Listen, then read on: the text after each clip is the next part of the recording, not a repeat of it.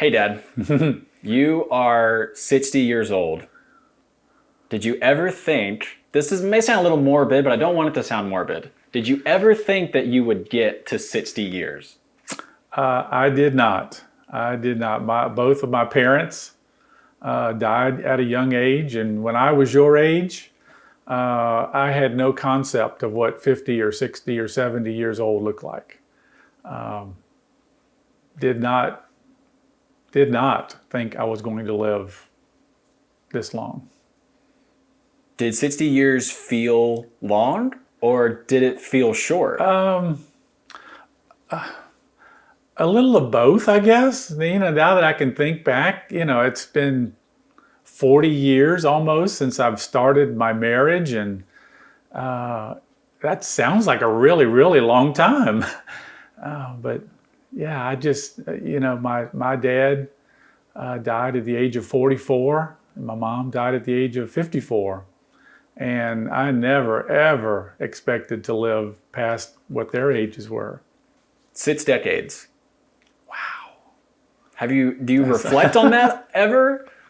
Like, I don't know, do you reach a point in life where you kind of stop thinking about the past and you're just so focused on the future? Well, my whole life has kind of been around making memories. And I can think back to all sorts of, activities and events and, kid functions and just sports and all sorts of things. But it's, 60 is a big number, but I don't really look at it that way. I'm not the kind of person who will look back and regret and want to change. I think the only thing I would ever change in my life is the way I managed money. When I was younger, just didn't feel like I did a good job with that.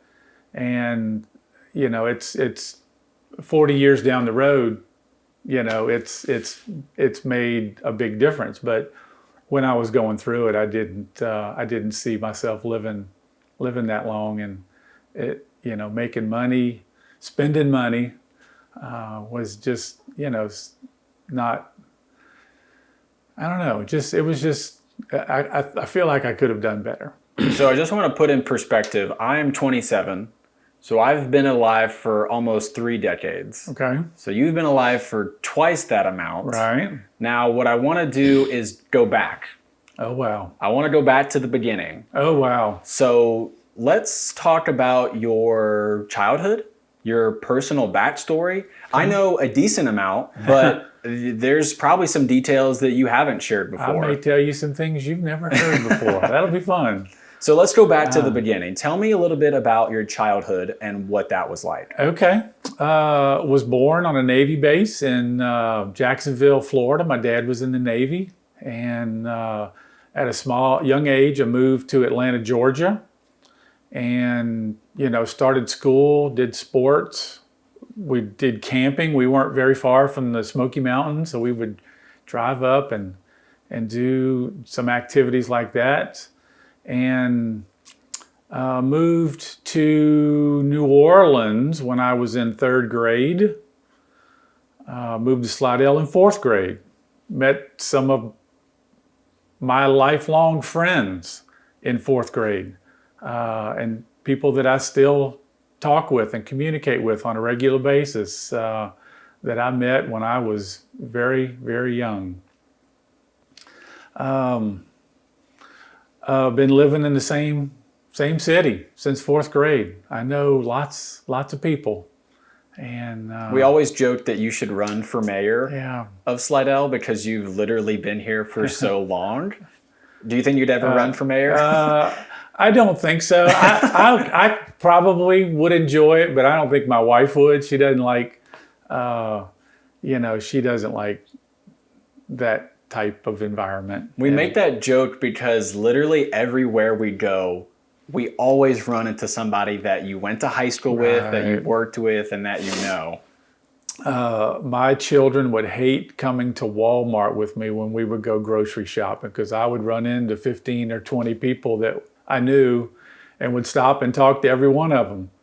And yeah, it took an hour or more longer the grocery shopping did than it normally would. So yeah, but it's great.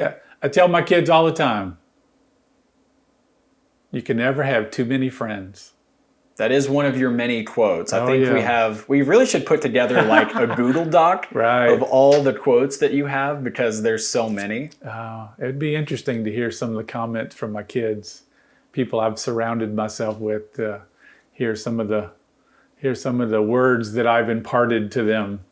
So how much does it mean to you that you have lived in the same place your entire life? I don't know if that's necessarily true for everybody to plant their roots, stay in one place. How much does that mean to you? Yeah, I think it's ideal. It's great to have a support system around you, and I know people in every single industry. Banking and real estate and church and sports, and I could call on these people if I ever needed help with something. And it's not necessarily that way if you're moving a lot and you just don't build really good relationships that way. And I love to build relationships. So your parents found Slidell, planted their roots here. What was the family dynamic like growing up as a kid? Yeah, so I have an older brother and a younger brother. And, we have been, like I said, in Slidell since our early age. We got involved in sports, and mom was always involved with things we were doing at school. My parents were at every single sporting event, baseball, basketball, football. It didn't matter what it was. They were always there watching or coaching. And, that goes back to that support system that I talked about. And it at this age means the world to me that they were always there. Did Slidell feel like a small town? It did. When we first moved here, it was not what you see now. Much smaller businesses, grocery stores, banks, not as many of those, not as many schools. And, it was easy to get around and meet people and know one another. And Slidell's a great place to raise a family. And you would see your friends. I mean, even if they were at the rival high school, still considered them friends. And we were doing stuff together, outside of school and sports and stuff like that. I want to talk more about your parents. They both died at an early age, which means I never met them. I want to learn more about who they were and how much they meant to you. Okay. So can you tell me a little bit about your parents and your relationship to them? Okay, sure. So my mom was very loving. She was a great lady, very short. I'm 6'5" tall. My mom was 4'11". So yeah, she came up to about right here on me, which is quite odd. God has a great sense of humor and allowing me to grow like that. And I was much taller than my dad. My dad was about 6 feet. So mom, like I said, was involved in all of our school activities.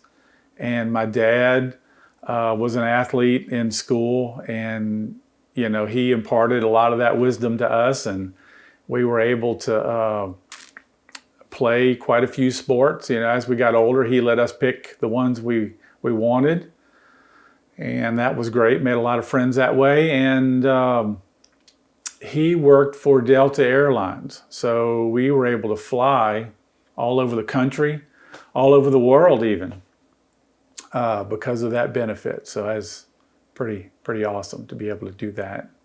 How old were you when they passed? I was, I guess, about 20 years old when my dad passed. and about 30, so about 10 years after, when my mom passed. So, and I can kind of look back on my life and realize I've made some bad decisions because my dad wasn't around for me to ask for advice. And, my mom was always in bad health. She had diabetes, and she just struggled with her health a lot. My dad was super healthy, didn't smoke, didn't drink, but eventually had colon cancer at the age of 40, had surgery, went back to work, was doing fine, and died at the age of 44. It spread to his liver later. So, and then my mom had diabetes, and then later had a stroke, and that was at 54. How hard was it for you losing both of them within a decade? Yeah, it was not easy. Like I said, I'm sure I made a lot of bad decisions and things that you want to ask your dad advice about. Money and travel and real estate and just insurance, all sorts of what's it like to buy a house, and interest rates and all those kind of things that you want to be able to ask dad for advice on. Wasn't there to be able to help me with that. But my mom, we were close. Jokingly, I tell my friends I was living with my mom until the day I got married. So she was a wonderful lady, and she was the kind of person who would do anything for you, and great lady. She had lots of friends. It is kind of hard for me to imagine like losing you and mom in my 20s. I feel like that would be just a really hard thing to do. Yeah. So whenever I think about what you've been through, I can only imagine how it's impacted you all these years later, Mm-hmm. and most likely how it impacted you raising us. So you go through this really hard moment in your early life, your early 20s, and then into your 30s. And then you get married, you have some kids. What was that like, going from a pretty rough period in your life to raising a family? Yeah, it was not easy. My mom died my father died on Valentine's Day. So I was married many years, 5, 6, 7 years before I ever gave my wife a Valentine. Bought roses, candy, that kind of stuff, because she understood that it was a hard day for me, and it was not easy. I can reflect on it now. I didn't dwell on that very much. I just had a great relationship with both mom and dad. And, it's just one of those things that you want to continue forever, right? You want to have your parents around you and experience things and do things together. But, I did not get that opportunity to continue that relationship as long as I would have liked. So now you're married, you're starting a family.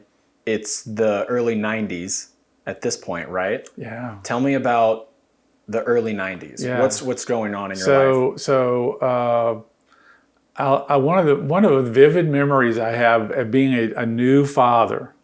My wife had stayed home with our first child, and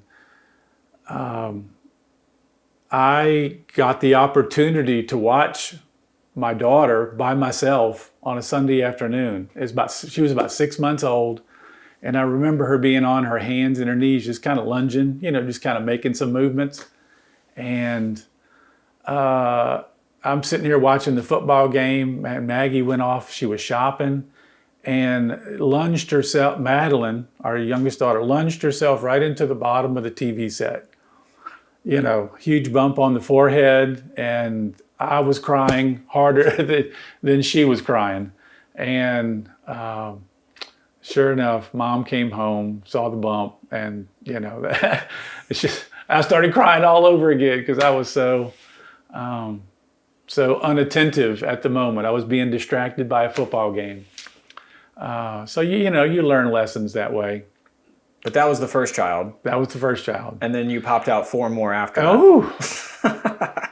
Was that your original plan? well, or? no. They had a girl, and then 3 boys, and then a girl.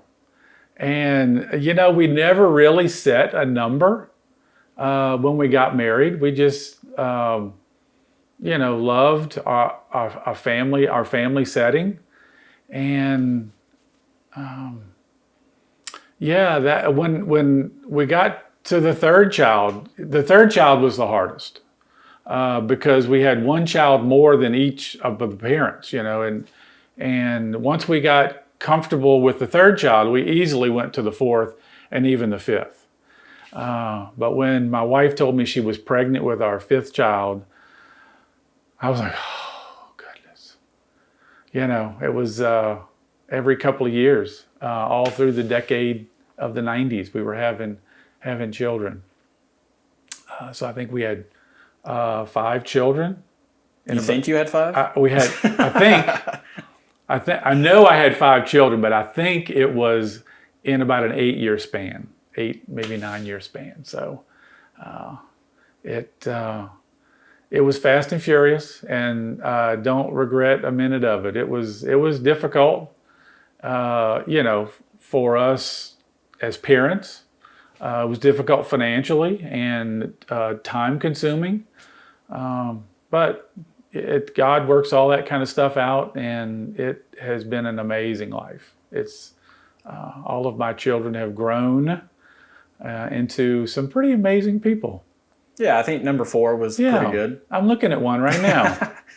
Just to clarify, number 3 that you were referring to is Jonathan. That is correct. So we have on record you saying Jonathan was the most difficult.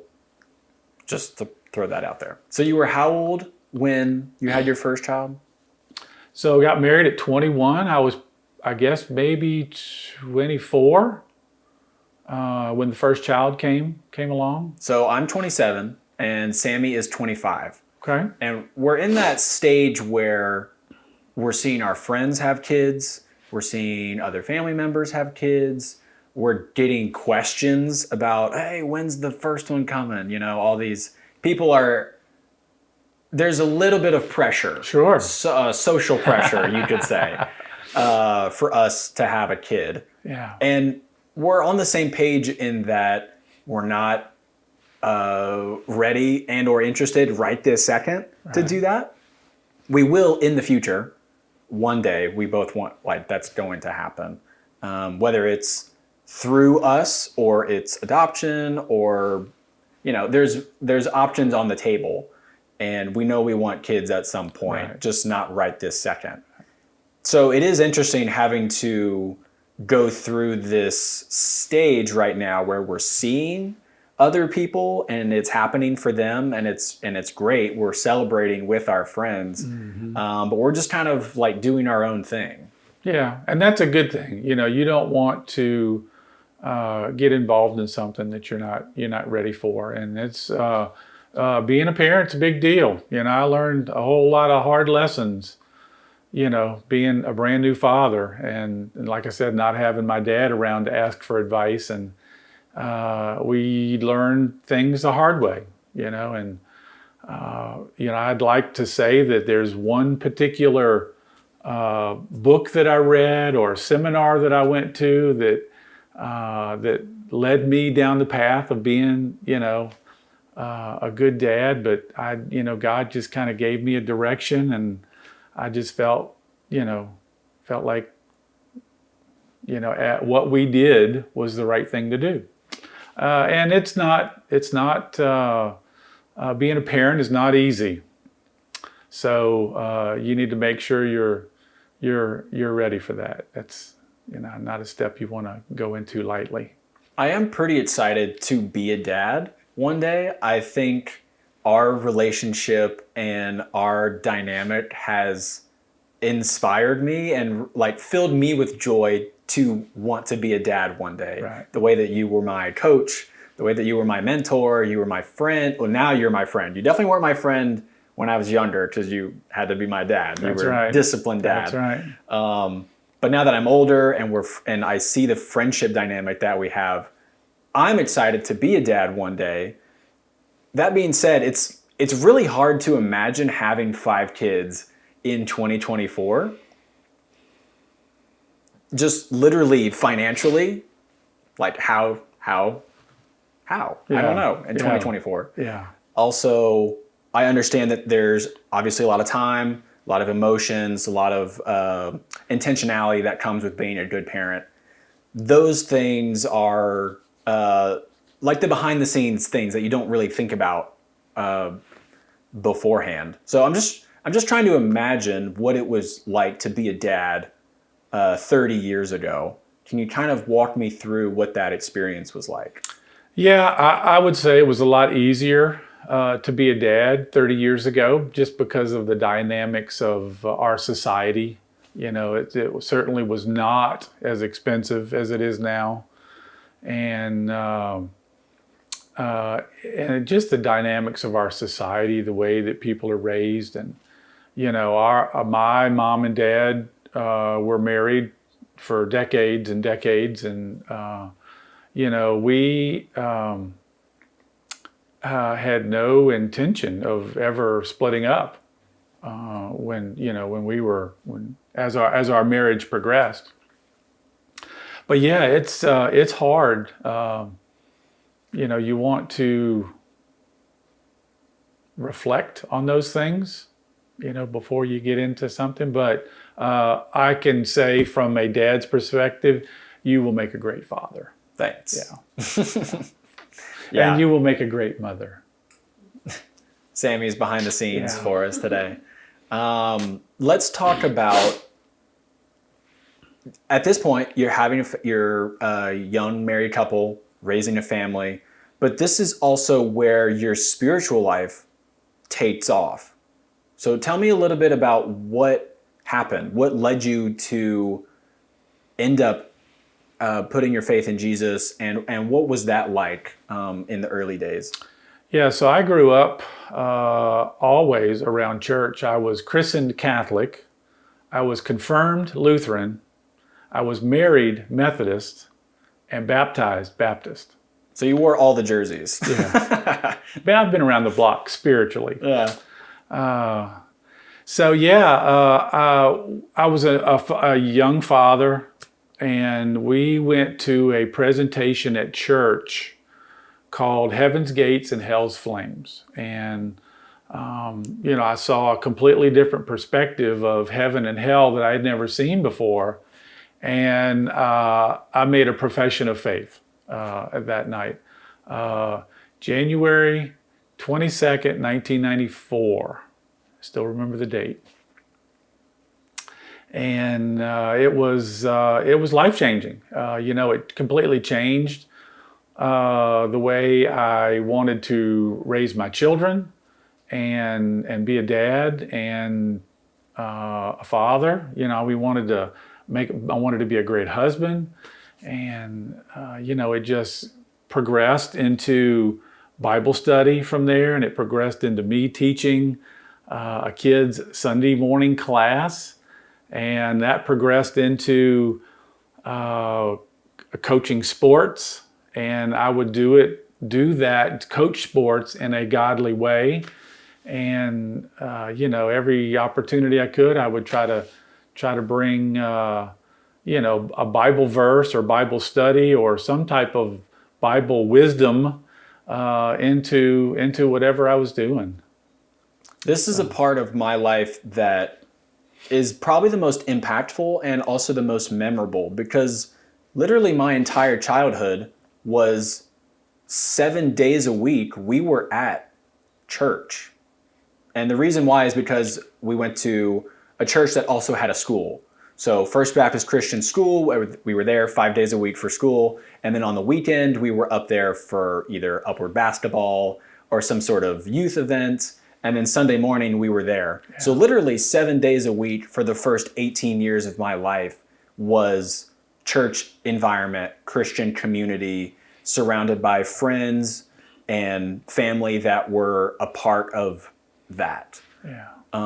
And that really had like a huge impact on my life at that time, my relationships, the way that I wanted to treat people. I put my faith in Jesus when I was in third grade at school because I went to a school that was teaching me these things and gave me the opportunity for that. So because of your decision to pursue Christ, it eventually poured over into me making that decision as well. Yeah. Yeah, that was something we started. We initially, the first three kids, older kids, we started to homeschool. And then eventually we moved into the Christian school and, got involved with all of their activities. And it really is a great place to raise children in a Christian school like that. So we were involved in activities at school and at church, and we were just not really planning to do it that way. It just happened, and we made the conscious decision to be a part of, make church and Bible study a part of our lives at home, at school, and at church. And we as the kids got older, we made a healthy balance between our friends that we knew from the Christian school with our friends from the public school. And we would go and do sports activities. We would do, as the kids got older, it was going to high school football games and going to some of their dances. So we wanted to have a healthy mix of a little bit of everything. So it wasn't just isolated to just our friends from church. Our kids did a great job of selecting friends, and still lifelong friends. Some of the ones that you were a part of in high school. You still talk with today. I can imagine that at this time in your life, becoming a Christian looks so different than your relationship with Christ now, 30 years later. What's the difference, or what growth have you seen in your spiritual life, across your life? Yeah, it's been an interesting journey. Like I talked about some of the different churches that I was involved with when I was younger. And it just, Jesus has just made an impactful part of my life. And, the Holy Spirit leads and guides me, even though I try to make, bad decisions. Yeah, I do. I make bad decisions, but, God and the Holy Spirit, guides me back into the straight and narrow path. And, I want to do... I want to do what's right, and I want to teach my kids that way, and I want my friends around me, to act that way. And I just try to be a beacon of hope, and just, whenever I have the opportunity to share, just a tiny bit of scripture with a friend, and it hopefully will guide them and help make their decisions. One thing that has always stood out to me throughout my life is kind of what you just were touching on, is you have this very hopeful and positive and light spirit about you. You're almost always smiling or helping someone else smile. Yeah. And I think it comes from that inner peace, that inner joy that you have because of the Holy Spirit.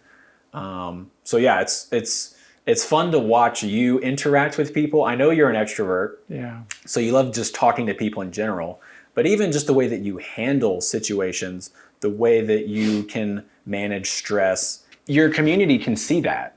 Your friends see it, your family, people at work. they're recognizing you because of the way that you live your life. So let's fast forward to the next millennium, 2000. Y2K. Can you tell me? I'm actually curious about Y2K, your perspective, because I was there, but I was only 3 years old. Right. So what was Y2K and why was everyone freaking out? Yeah, that was a strange time. It had everything to do with the calendar date on computers turning from 1999 to 2000. Well, when they developed the computer system, in the beginning, they never expected some of these computers to last that long, and it was always a 2-digit number. 64, 82. We never ever used the 19 part, never. But when we moved into the year 2000, they were, everyone, experts were expecting total calamity on the economy because computers were going to revert themselves and think it was 1900 instead of 2000. And it was a bizarre time, and it really turned out to be a non-issue. I just remember companies spending, thousands and thousands and millions of dollars even for the bigger companies to alleviate this problem of computers transitioning to a new, not a decade, but a new millennium. And it really was not, a big deal. It just all kind of moved and transitioned, and, the world didn't fall apart. It was kind of refreshing to see. So people really thought the world was going to end because of computers. Yes. Do you think people still think that way now? No. Because well, the reason I mention it is because in this time, that was 24 years ago, and now we're in this AI revolution. And so a lot of people think AI is going to be, the downfall of humanity. What has computers been like for you? Because it sounds like a weird question because computers have always been a part of my life, but you're from a pre-computer era. Yes. Not to make you sound like a dinosaur. I am old. But you're pre-internet. Yeah. You are pre-computer. Yeah. What has life been like going from not really having too much tech to now so much tech is part of our lives? Yeah, it was a long transition. So when I first met my wife, I was handwriting letters. She was writing letters to me, and it was put a stamp on it and mail it back and forth, and it might get there in a week. And but with the computers, the very first computer I ever bought probably cost me, I don't know, $5,000 or $6,000. And I think the total memory of the system was 10 megabytes. Think about that. That's like one photo. One photograph, yes. And, eventually you'd transition to something and then you'd move to a 20 megabyte system. And that was a big deal, I could do so much more with this. And, you just increased over the years your memory space and your capabilities and your knowledge. And, my dad told me the most important class I would take in high school would be typing. And sure enough, he says, you're going to use it your whole life. So I was, learning like this. Well, nowadays people are typing like this. I feel like the modern day comparison is different. Cursive. Yeah. I think our generation was told at a young age, cursive, you need it. You have to have it. But now it's like not really a thing. Yeah. You guys you had it right though. We did it all. Yeah. I remember when I first moved from Atlanta in 3rd grade to New Orleans in 4th grade, they had not started cursive writing yet. No. We did not do it in Atlanta, but New Orleans had already started it. So I walked in to class, practically a year behind because they had already started cursive writing, and it took me a lot of work to catch up. And so you were learning 2 hard skills, cursive and typing. It was a strange time, because we would move to new computers and even photography. You know, I always loved photography with a camera, but nowadays everybody's a photographer because Yeah. it's on their phone. I mean, I have my smartphone right here. I mean, this is literally a computer, phone, and a camera and GPS. Yes, it's got, you know, we used to use paper maps. You know, I used to have to fold them out and fold them back together and take back highways and all that kind of stuff. So I still have those just in case GPS ever goes down. In case it And goes down. we need to get to Texas or something by back roads. In case Y2K comes Yeah, back. you know it. You know, this artificial intelligence may not end up being intelligent at all. Oh. You know? Hot take? Yeah. You can say you heard it here first. You do love hot takes. You love your hot takes with college football. Right. You love it with really any sport in general. Yeah. But technology, to see the progression of technology in your lifetime is pretty fascinating. It's only getting more crazy with my life. Yes. Thinking about, when I'm your age, I mean, the world could look radically different because of technology. And I remember my mom coming to me, can you do something with this VCR? I have no idea the buttons and how to work it. And, you know, and I do that nowadays with my phone. You know, if I can't get an app to download or, you know, I need to change a setting or something, I call one of my kids and they kind of walk me through it. Or I just give it to them and they do it for me. I was gonna say, does tech has tech changed your life? For sure. At this state in your life, Yeah. Are you thankful for tech? Like, how much do you use it compared to when you were younger? Yeah, I work with special need adults. I'm a case manager, and a lot of what we do, it's all paper driven. You know, you got to have black and white copies for everything. So technology is not as prevalent in my industry as it would be in someone else's, like who's in banking or something like that. I do use the technology every day. I pull my phone out and, like you said, it's a computer and I can tap in to my laptop if I'm in my car or at home or something like that. And it's wonderful to have, you know, but when it goes down, you are lost. You know, so being from the old school, you know, I can find a way to work around it. But, you know, the younger kids, they don't know any different. We have become overly dependent in a lot of ways. Yes. I try my hardest to find times when I can unplug because it's so addicting, like social media. There's so much entertainment you can find on your computer or your phone. It's really easy to be just like glued to a device with your eyes. I mean, even work, like you can get addicted to just working on your computer for hours and hours. So yeah, it's really interesting your perspective of everything was unplugged in all aspects of your life. Everything. To where now you've seen the progression of life changing. Right. So when I started, I was a graphic designer. I owned my own business. And every logo I ever created was hand drawn or, you know, manipulated by hand. And nowadays you just click of a button and you can get, you know, a logo pulled up on your screen and you can change it and, you know, colorize it and everything you want to do at the touch of a button. And that was not the case when I started. So that's,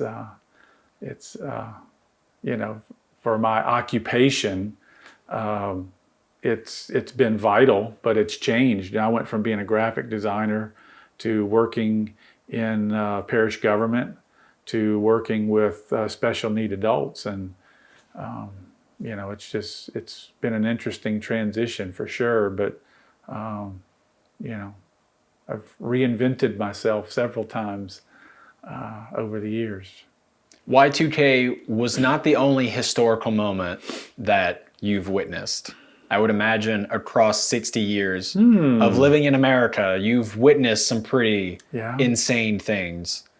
one that comes to mind instantly is Hurricane Katrina. Oh goodness. I witnessed that one alongside with you. Very different perspectives, being in Yes. third grade as opposed to, being the adult. And I mean, you lost your childhood house. Your neighborhood was 6 feet underwater. Yes, it was. What was Katrina looking back? How big of a deal was Katrina to you? Yeah, it was. It was life changing. So, we had gone through. Maggie and I had gone through hurricanes before. We had evacuated, come back, that kind of stuff. The neighborhood would fill up with water, but it never ever got in our house. But for Katrina, I was just under a totally different mindset. So on Saturday morning, I was planning a baseball practice, and all of a sudden, the mayor, the governor, and the president all got on TV and said, "Get the hell out! This is bad." So I'm calling all my families saying, "We're not doing practice today." I'm picking everything up in the yard that I can get up, and we loaded up the kids at 4 in the morning on Sunday morning and started driving to Texas to get to my mother-in-law's house. A 9-hour drive typically took us about 20. And we got a phone call about 3 days later from a firefighter who we knew, who had gone through our neighborhood in a canoe, and said the water is up to the eaves of your house. And I eventually found, as we got back, the water level in my living room was up to my eyes.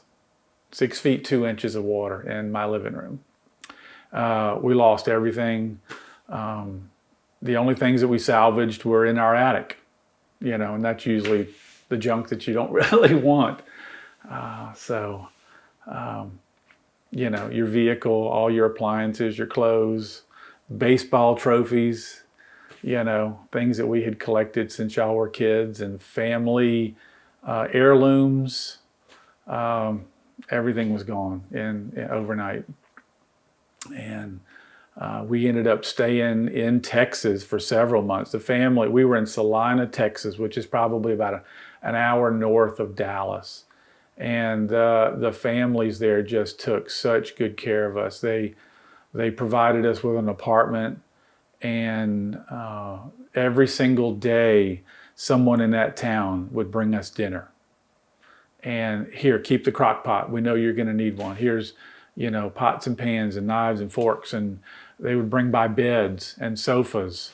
And, they were just amazingly gracious to us. And here we are almost 20 years later, and we still are in communication with some of the families that we met in Salina, Texas. They took great care of us, because there was nothing but devastation here in Slidell, but there was a refuge in Salina, Texas. I really feel like we could talk about Katrina for hours. I know that as a kid, my perspective was very different than yours, but it was such a major disaster for the country, for the state, for you personally. I mean, that was your childhood home. Yeah. You grew up there. To see your neighborhood, it was horrible. And the thing that I remember most vividly was the smell. So everything that was in Lake Pontchartrain ended up in my living room, basically. The smell was so bad. There were inches of mud that just collected, and the water, because it was so high, it knocked out windows and everything, and it was just devastating. So, the family stayed in Salina, Texas, went to school and did that. But I would drive back every single weekend. I would drive back every single week. I would work throughout the week, cleaning up at work, in my house and other people's houses. And then I would drive every single weekend to Dallas to be with the family for 2 days, and then come right back and do it all over again. It's just a huge transition for months. And, it was just long suffering. The house a year and a half after Hurricane Katrina hit was still just a roof and 2x4s. We had cleaned out the entire house. I had always wanted to keep the house to be able to help another family or missionaries who might have come to town, somebody from church. But we ended up selling it to a home builder who eventually repaired it and then sold it. It's really hard to imagine being an adult during that scenario. It was not fun. Being a kid, my experience was very simple. It was everyone get in the car. We're going to see grandma. We're going to be there a couple of weeks. I mean, I genuinely thought we were going on vacation. Like that was my experience of leaving the state, being with Mama Julie for a couple of, what I thought was going to be a couple of weeks turned out to be a couple of months. Yeah. So it was just a really long vacation at that point. Trying to be an adult during that seems very stressful, very complicated. Yes. How did you manage that stress? How did you manage and deal with all of the emotions going through that time? Yeah, it was like you said, it was not easy. It was very, very trying. Everything, I would work from sun up to sundown, either at work or a friend's house or my house. And then I would go back to stay with a friend. I was sleeping on the floor and try to rest for a few hours and get up the next day and do it all over again. Go back and rest a little bit and get up and just clean. And then on the weekend, go see the family. But, God was so good. When we were in Salina, here, if you need to get your kids in school, go here. If you need to go talk to somebody at the bank, go here. If you need to get your car fixed, this is who you go see. God just had everything lined up for us through the people of Salina First Baptist Church. And it was an amazing time. And they were strangers who became friends. And, they took us, Texas high school football is pretty amazing. And they took us to some football games where, there might be 800 people who live in the town, but 5,000 people would show up for a high school football game on Friday night. It was just mind blowing. And, people would walk up to us. Hey, I was wearing LSU purple. Everybody in the town wears orange because that was the high school color. That was the college color. So I stuck out like I was a sore thumb. And, I was easily recognizable, and people would walk up and say, hey, I heard about your family, shake your hand. I hope things get better. Well, somebody would put a couple $100 worth of cash in my hand. And, as they were saying thank you. And, like I said, they brought all those things over to us. They helped us replace appliances. They sent us home with bicycles and clothes and furniture and all sorts of stuff. So when we eventually came back to town, we had a U-Haul full of items that Salina had given to us. But it was, a year or more before we moved into a house and was able to start the transition to move on. But God supplied that. There were thousands of houses in our area that were damaged. And he put me in a place where I was able to talk to one person, and she says, "Oh, I had a house for my father, but he didn't want to move into it." And he said, "Would you be interested in renting it?" I said, "I'll take it." She said, "Well, you haven't seen it yet." I said, "I don't care. I'll take it." And we stayed in this house for maybe a year or so. It was wonderful, great neighborhood, and eventually she decided she didn't want to be a landlord and I needed to be a homeowner. So we bought the house from her. It took probably another year through, the SBA process through the government. And we, were able to get a home, and we've been here, almost 20 years, and it's been a great place to live. But, I still drive through the old neighborhood occasionally. it took years before it was repaired and, kind of back to normal. But it's fun driving through the old neighborhood and seeing where we used to stand in the front yard and throw baseball and kick football across the street and that kind of stuff. I want to sort of recap your 60 years of life. From my perspective as your son, I have thought that you are perfect. I understand. That's very kind of you to say. In many ways. Not accurate, but very kind. And this is like just honest. This is just honest confession. I, from my perspective, have thought that you are perfect in a lot of ways, in your relationships, in the dynamic between you and mom, and between us and siblings. As a child, everyone, I think, wants to look up to their parents. They have this desire to think that their parents are perfect, think that they're going to live forever. Right. And I still want you to live forever, actually. I hope. Not planning to go anywhere. I understand as an adult that that is totally not true, and that is very unrealistic. So I want to talk about some of the regrets that you've had in life, some of the lessons that you've learned along the way. And I think that will, for one, help me break down the perfectionism. Let's lower the bar. Let's lower the bar, lower the pedestal a little bit. Yeah.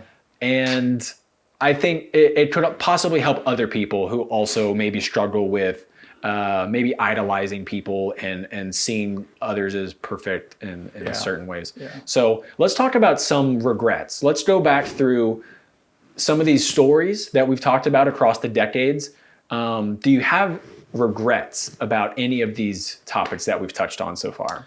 I don't. I am not the kind of person to look backwards and want to change things. And, if I'd have driven down this road as opposed to that road, or not gone to talk to that person, God had a plan for my life the whole time. And,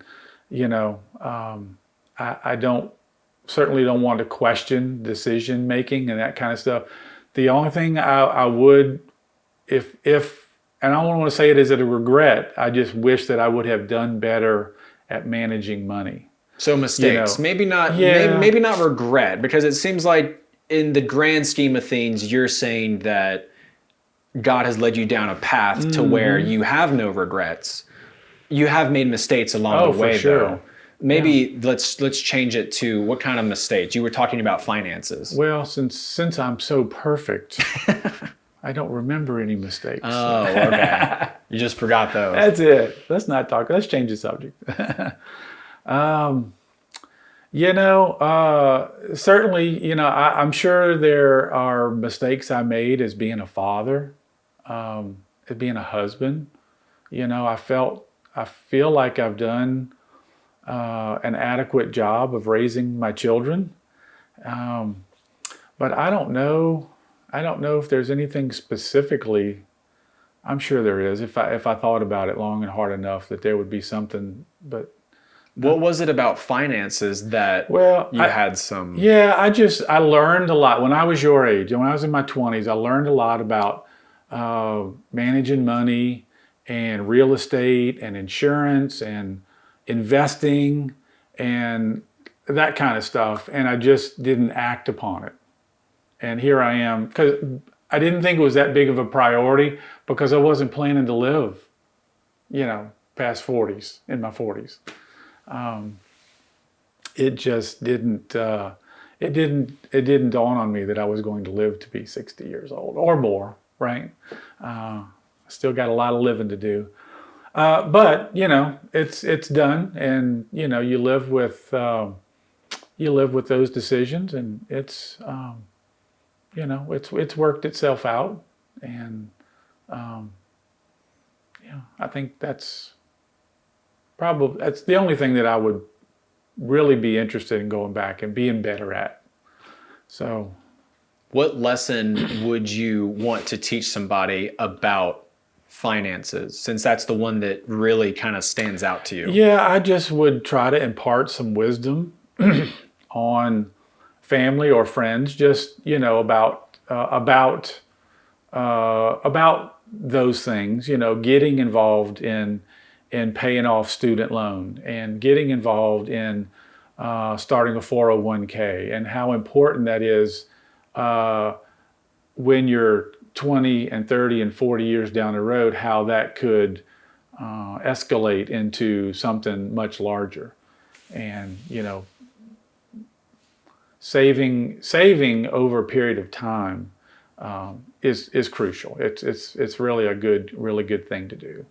But as a father of five, we were, for the most part of that, living on one income. There wasn't a lot of discretionary income when you guys were younger. So we just, we make things work, and everybody has their own family dynamics and things that they have to work on and deal with, and you just try to guide someone as best you can to make good decisions with that.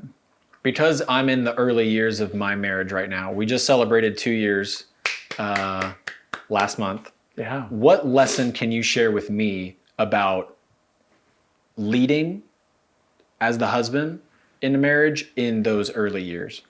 Yeah, just go right back to Scripture. I mean, we get lots of great advice in the Bible, but a lot of times we don't take it.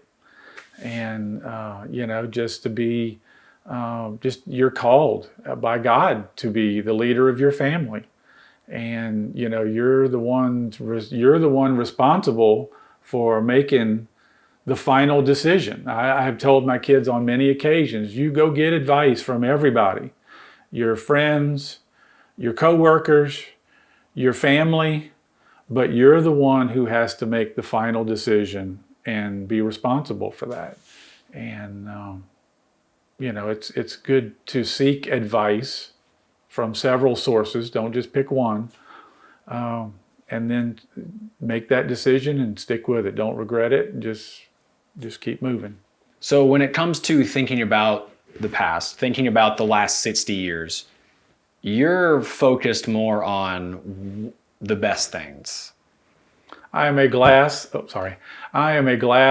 half full kind of person. I am not a glass half empty kind of person. There are people who have anxiety, over bad weather coming. They're always asking, what if?